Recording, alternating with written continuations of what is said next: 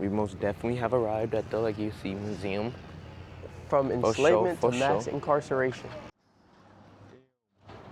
No, this is gonna keep fire. It's actually crazy. Dun dun dun dun dun dun dun dun dun.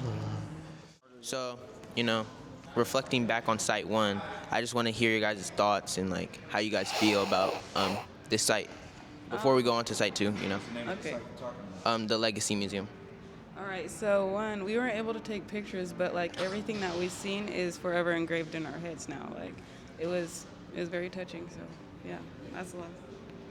Yeah, it was kind of sad that we weren't allowed to take pictures, but it was really Is he nice. holding the mic? We have a I think microphone. one of the saddest parts to me was when they showed a picture of a slave's back and it was all scarred because of how much they whipped him. That was really sad.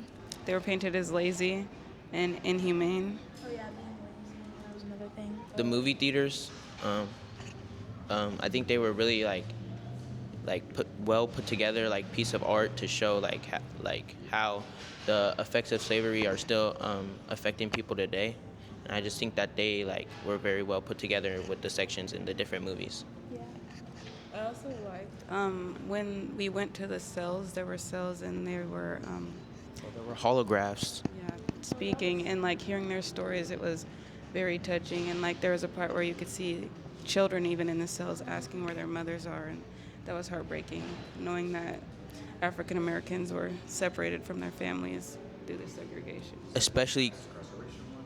Especially ones that were that look younger than us. Yeah. So seeing kids that were younger than us in those positions and having to experience that at such a young age was just it was Heartbreaking. yeah. And another thing that got me was seeing how elders, even our elders, were in the civil rights movements and just trying to protest and fight back for our people. Seeing them get dragged and all that by white men was heartbreaking. They shouldn't have endured any of it. I seen one where someone got lynched for trying to vote. Yeah. And they put them on postcard that they lynched him. Yeah. It's like a factor. And they had photos of the guys who actually did it. That is insane. I'd say my reflection from the experience as a whole was I was just happy to see that we're finally talking about the switch from slavery to incarceration, because that's a big issue that I kind of, research a lot and I'm passionate about. So I feel like it was really cool that we had a museum to show the, from the beginning to, not the end, but, what about you? So my reflection, I'd say, after reading, learning, I'd say all the stuff that we had experienced, read, everything, saw yesterday, just taking it in and, how, seeing how I can take that and use it and apply it, in my everyday life. Because I feel like there's a lot of stuff that go on nowadays that we still encounter, and after learning about that, I just want to stand up for myself more and, be comfortable and speaking up with issues that I see and being more outspoken about it. Yeah, I definitely agree with that, because I would say I'm pretty outspoken already, but I just think that it was very much a motivator for me, because I've seen the way that my ancestors were treated by government officials, by everybody, by just regular civilians on the street, were dealt with for looking at somebody the wrong way. I just don't. It really moved me and it pushed me to kind of look from a different lens. Right, and stand up for myself more when I encounter certain things, because sometimes I don't feel a need to stand up for myself. Right. But after that, stuff that they endured, to speak up for myself, to speak for them too. So yeah, absolutely. I'd say, so one piece that really stuck with me is the cotton of America. And basically, I don't know if you saw it, but it was the United States shaped as cotton. And then on the east side of the U.S., the transatlantic slave trade, it was a lot of blood on that side, but there was blood all over the cotton, but especially on the East Coast, because that's where we came in. And then it spread up more, and I thought that was really a really cool visual and representation of how, blood was spilled and, what we did, how we really impacted America, and we still are today. for me, I'd say that one section where there was like like a prison, when they were locked up, and it was like I don't know what it was, like a figure. Yeah. And this one lady who was singing, she was saying like a gospel song, and it really touched my heart because even after everything that they went through, they still had their faith, and they still pushed through, and it motivated me a lot because like everything I just couldn't. I don't know how they even pushed through it, but knowing that they had God and stuff, like it just really touched me, and I was just I don't know, because they endured so many things. Um, I don't know. I just really loved and it motivated me. My name is Zakia Tamio. I'm the vice president of BSU at Rogers. And one of the main things that got me was, well, first of all, I'm thankful that we experienced this. A lot of the stuff that we were exposed to today and like over the weekend, it wasn't like anything that we learned at school. Like we learned some stuff about it, but like being able to see like it just like the raw authenticity of it was very inspiring and like it was very touching. My name is Malachi Ford, and first I would just like to thank everyone who gave us this amazing opportunity to come learn down here. I think it's very important for young people of color to do this because we're putting a physical aspect into learning about our culture, and I think it's very important for us to do that. One thing that was very important to me was the fact that everything in those museums connected back to something that is still happening today, where we could see it and like interpret it into like our personal lives. I feel like the museums were a very beautiful piece of art that really connected the past to the future and how the effects of American history are still affecting people of color today and how we can even continue to fix that. My name is Deontay Bedford, and I really like this whole thing because like the little that we do learn in school, whatever we do learn about, like you can't. It's you don't like when you come here and you see everything like right in front of you. You can like touch some stuff and like just get right up in it. Like that's something you just can't really explain like in words and teach kids. Like you gotta see that, and that's big. And something that really resonated with me was the slavery to incarceration and the transfer between the two. I think that I know that it resonates a lot with me because I have a lot of family members who have been incarcerated for things like this, wrongly accused, convicted. So it really like inspired me to like think more into it because I want to go into law. So going to Brian Stevenson's museum, it was like it was really motivational because he does all these things and he stays so humble, and I really appreciated that. I wanted to highlight. I think my thing that I took away, from this whole experience was that they didn't sugarcoat anything, and it really made me realize all the harsh treatment and everything that they went through. One thing that stuck to me that I didn't realize was that when they would be locked up and stuff, that they would the deputies didn't really protect them, and the white mobs were able to get them and then go ahead and lynch them, which I didn't realize that there was no protection in any aspect of it. So it really opened my eyes into every perspective of what they had went through, and so that opened my eyes to the whole experience. It was a funeral or something. I forgot what it was called, but it was three people. It was a dad in the middle and then two young children by his side, and they all had flowers in their on their person someplace.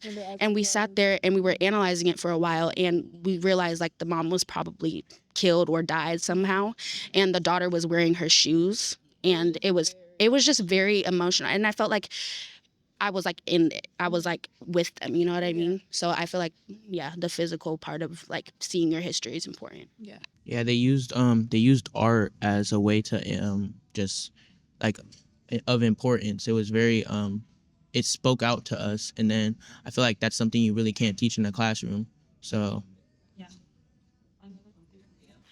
And when I went in, I wasn't like expecting it to really touch me because I just seen like families getting ripped away from each other, children getting sold off, and like fathers getting sold off and having to walk like miles and miles and miles. Like it's just over, like exaggerating it so bad. And it just like I teared up a few times because it's like we still endure that. Like shoot, like Jatem was talking about, like our families have been taken away from us and ripped away from us for things that they haven't done, or like, you know, minor things that shouldn't. They're just getting treated wrong, and yeah, no, it like hurts to see that we just keep getting our families ripped apart over and over and over again. Yeah. My name's Isaiah Clay, and the thing that resonated with me the most was when we got to search up our names in the database and see all the former slaves who either was in our area or just was who was in the United States. And my name, when I searched up my name, there was multiple. There was like 6,000 something, and it's crazy because you like when you think about it, some of these people could either be related to you in some way or could have known someone who was related to you. So that was just crazy to me. Uh,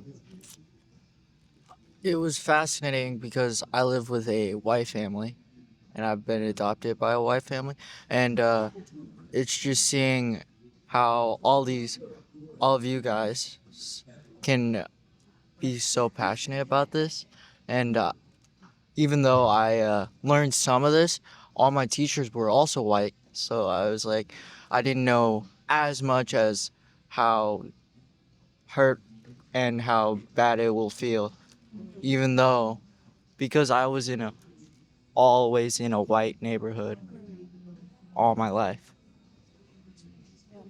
My name's Aaliyah McClendon, and I think something that really stood out to me was the fact that, like, when you're talking about it in school or just in general, it doesn't even do it justice on, like, what actually happened. I think the museums that we went to really just explained it so well, but I still feel like it doesn't even do it any justice. I think it's really sad that people were going through this at one point in time and, like, I don't know, just people were being treated so inhumane.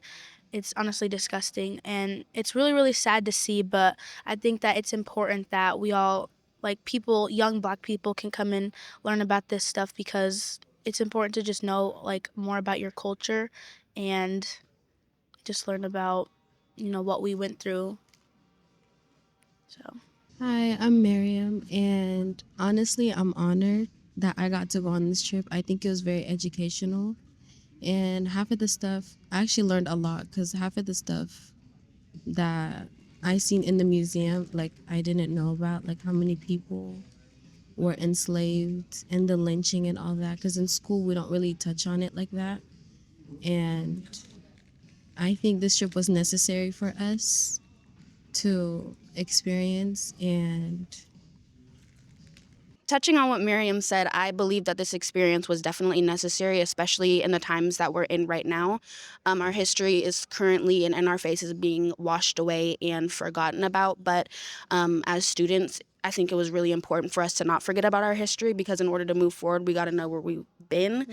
And I felt really inspired by this trip. And again, I'm also very grateful as well.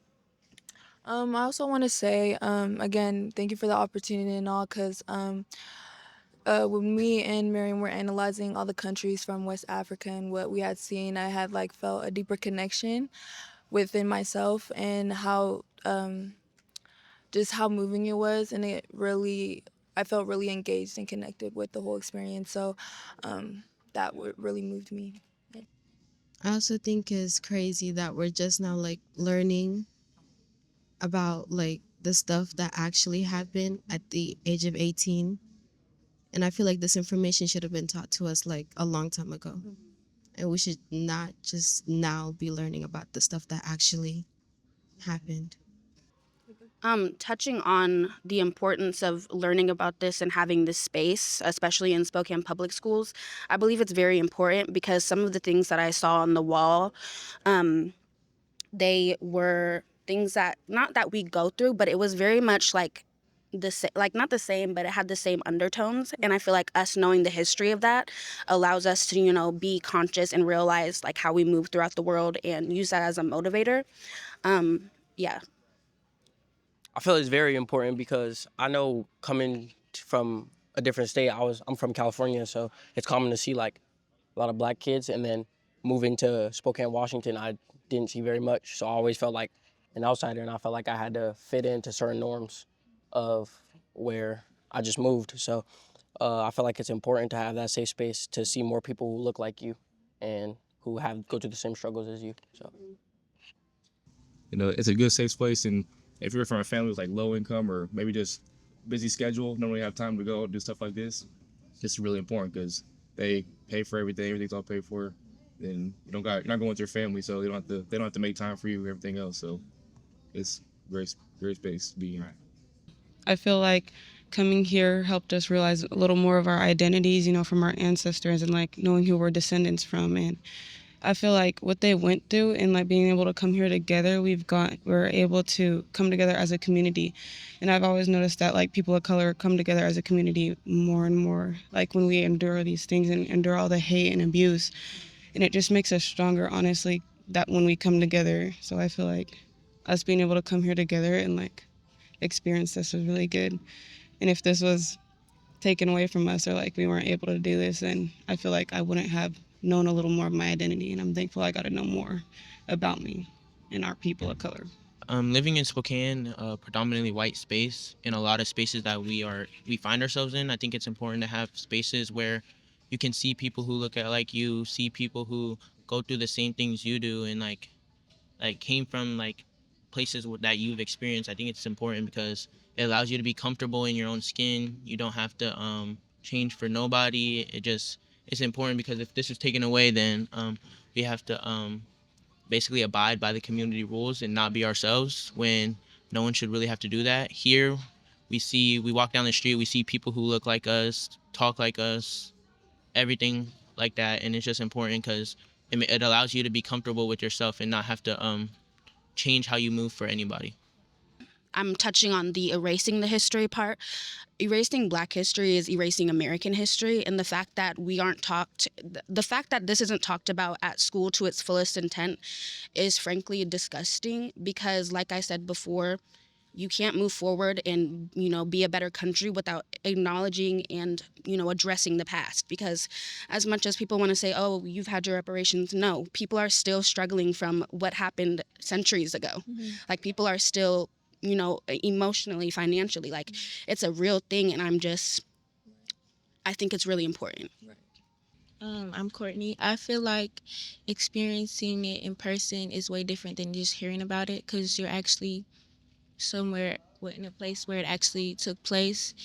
And I just feel like everybody should experience this at least once, especially if you're Black, because this was a really impactful trip. And So I read the book Just Mercy, and I did like feel it deeply, but going to the actual museum was like a whole nother experience. So I say if you read the book Just Mercy, if you have the money and the time, I think it'll be like a whole different experience if you actually come and visit the museum. I would definitely tell them that you can't beat the experience when you walk into the museum. You can feel like walking through that museum. I could feel like the the power of everything in the museum and how they interpreted it or showed it through like the different things they had, like just like the water, and it was talking about how those are mass graves, and you just can't like you can see it and you can feel it, and walking through that you can like you can really feel the importance of the museum. And like Miriam was saying, like sitting down with those incarcerated people, they made it feel like so real. Like you can sit down in a seat and then pick up a phone and hear these people's stories, and you can't really like you can't help them through it. And I think it's different seeing it through a TV screen or seeing it through some words. Like seeing those people's faces and they're just expressing themselves to you, their pain, their hurt. It's just very important, and I just don't think you can beat that with a movie or a book.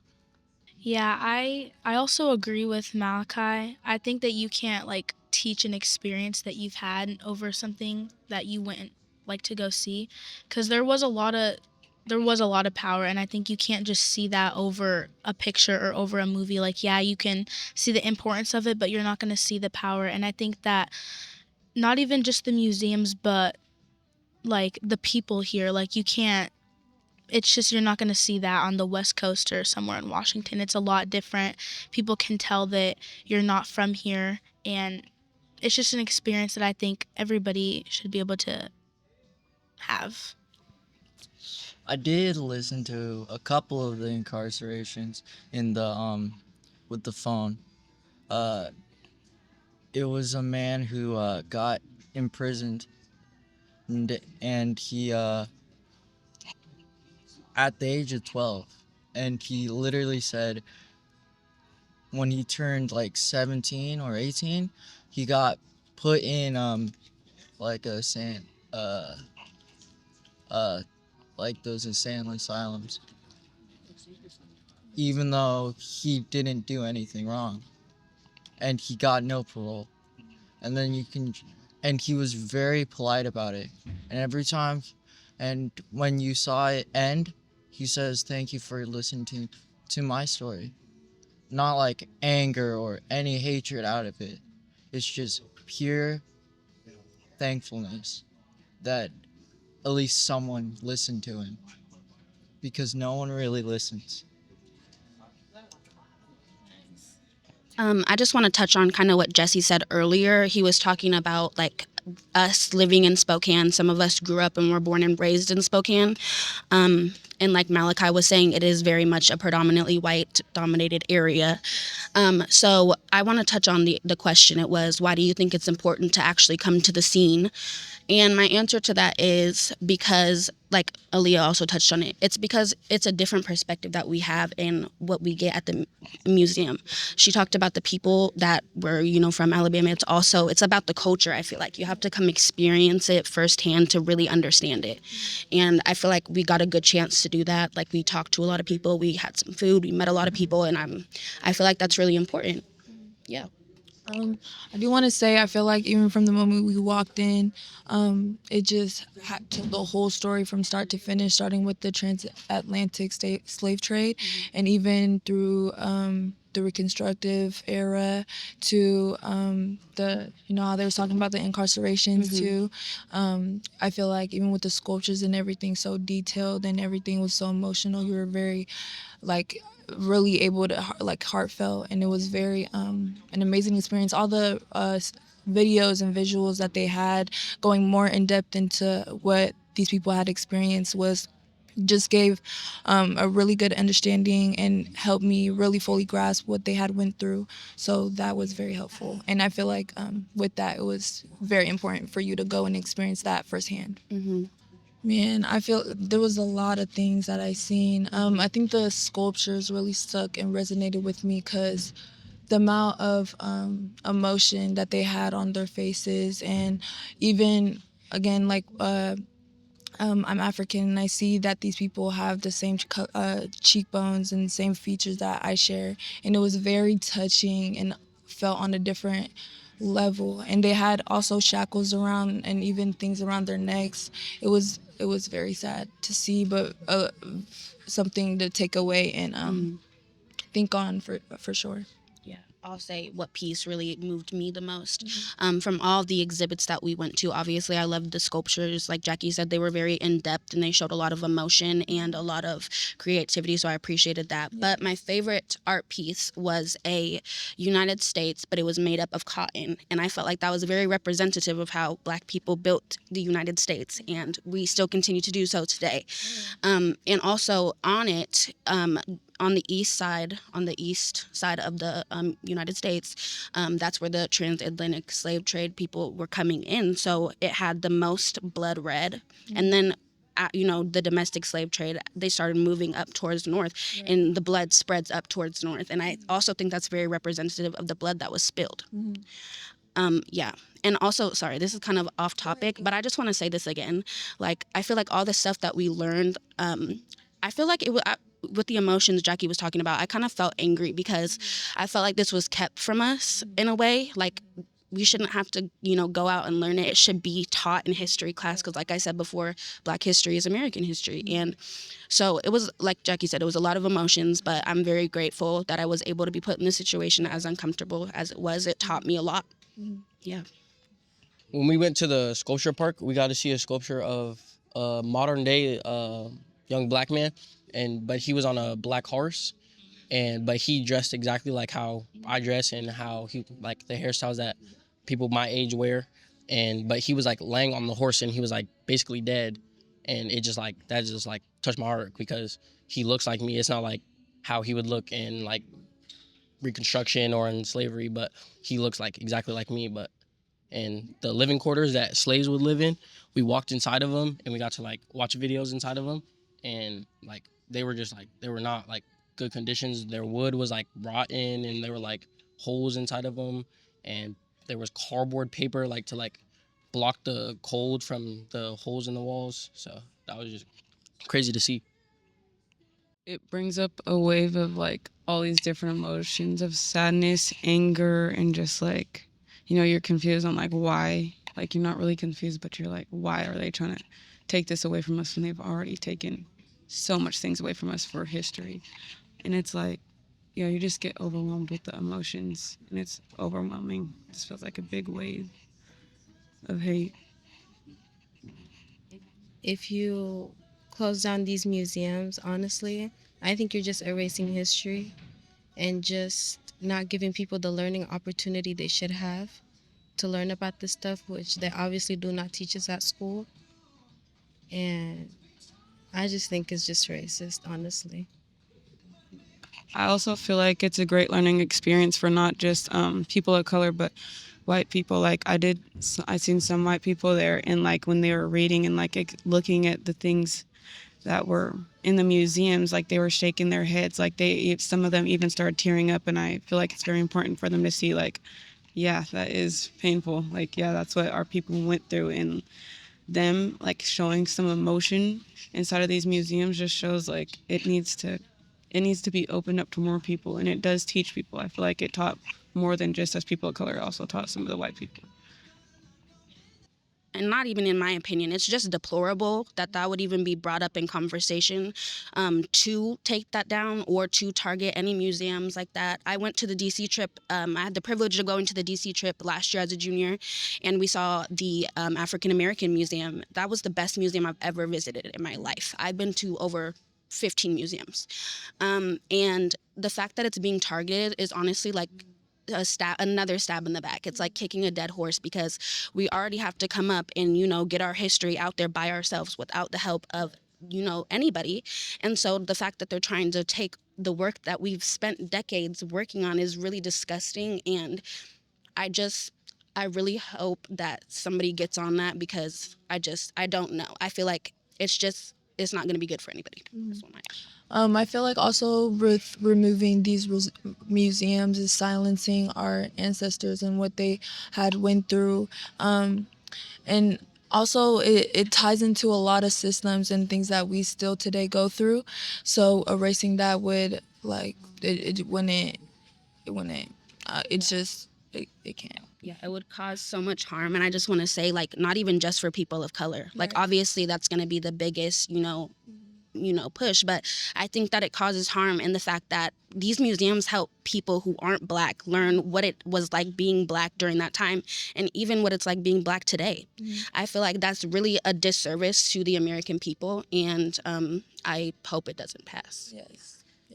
I think a really important part is using our voices, being proud to say what we've experienced, because since we are grateful enough to experience this, we can't like be silenced by what is going on around the world. You have to speak out for we have to speak out, because if anything, not for us, but for the people who did everything to build us up to where we are now, and for us to build up for our younger generations. I just think that's important. I know I took a lot of photos of a lot of stuff that we've seen, so I'm definitely gonna share those photos with a lot of people and show a lot of kids at our school that it's okay to be who you are, and it's okay to like be grateful and like uphold people who look like you and who have been through struggles. So that's what I'm gonna do. I want to say something that I want to do to bring this back to Spokane is I write a lot for the Black Lens, so hopefully I can do an article on it. Also, I think the easiest way to just spread the information is to just talk to people and tell them how it was. Like, tell them what you experienced, how it made you feel, show them pictures, like encourage them to take their own trip down here, because like we all said, this is very impactful for all of us, and I feel like it would be impactful for anybody to see. So just continuing to speak about it, even though, you might get retaliation or hate, that's what our ancestors did, and we have the same genes. We can do the same thing. Something that I really resonated with me personally was the works of art, like the poetry, like we kind of talked about it, but I do poetry now, and it was really inspiring to see, my ancestors do the same thing. There was a quote by Nina Simone that I'll say before I pass the mic, but it was, "If your art doesn't reflect the time you're in, is it art?" And I feel like that's really powerful. So. And I feel like the continuation of using that word is contributing to what they went through, even though unfortunately they're not here anymore.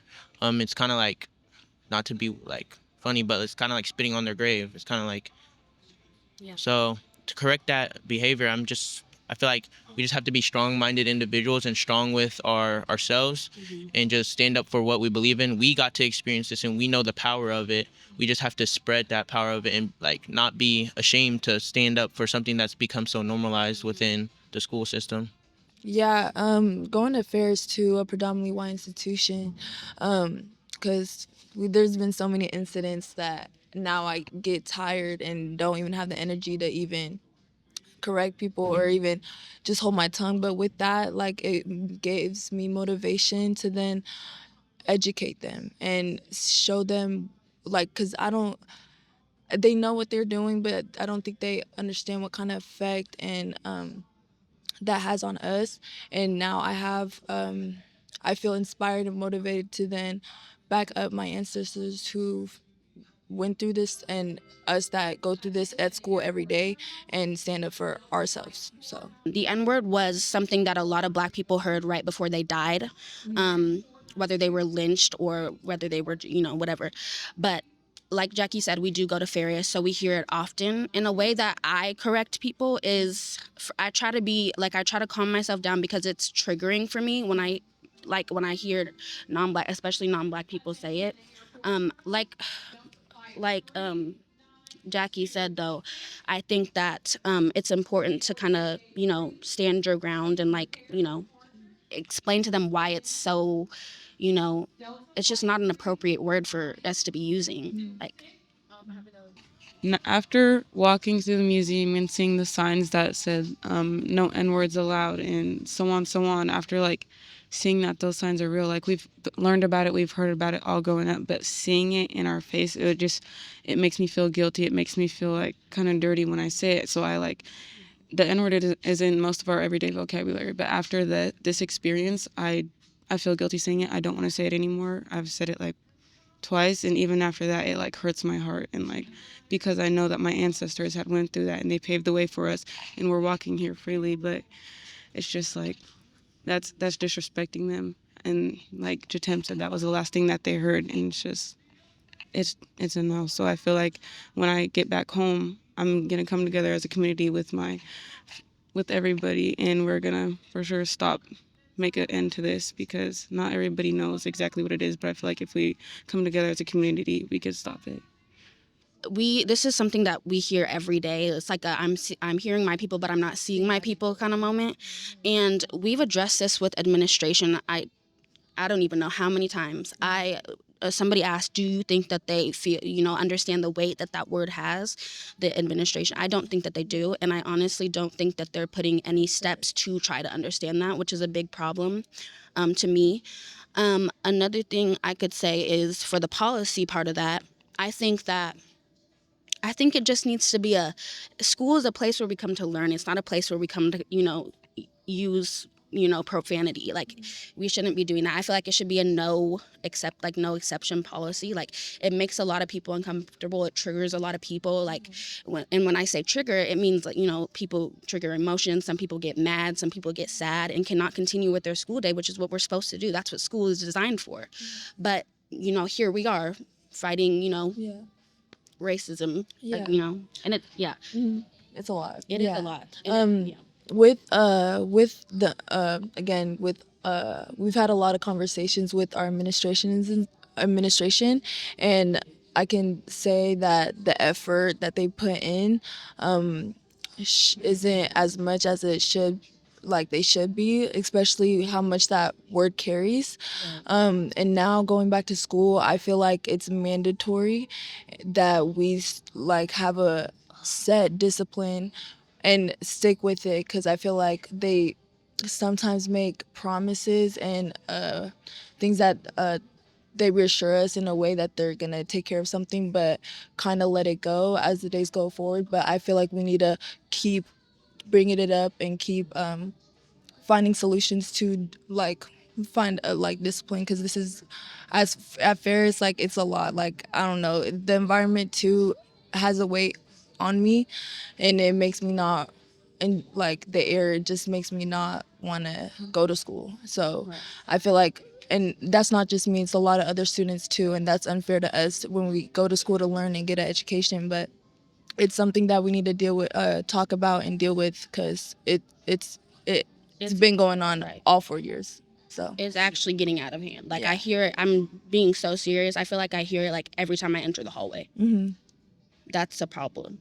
and nothing gets done. So when we get back, I'm for sure gonna bring it up, and we need to make something a stable policy. Right. And So we I just can- feel like there needs to be a clear set understanding around the school. I don't know why, we haven't, they tiptoe around it, and that's the reason why we haven't, did policy. But yeah, we need to stop doing that. Yeah.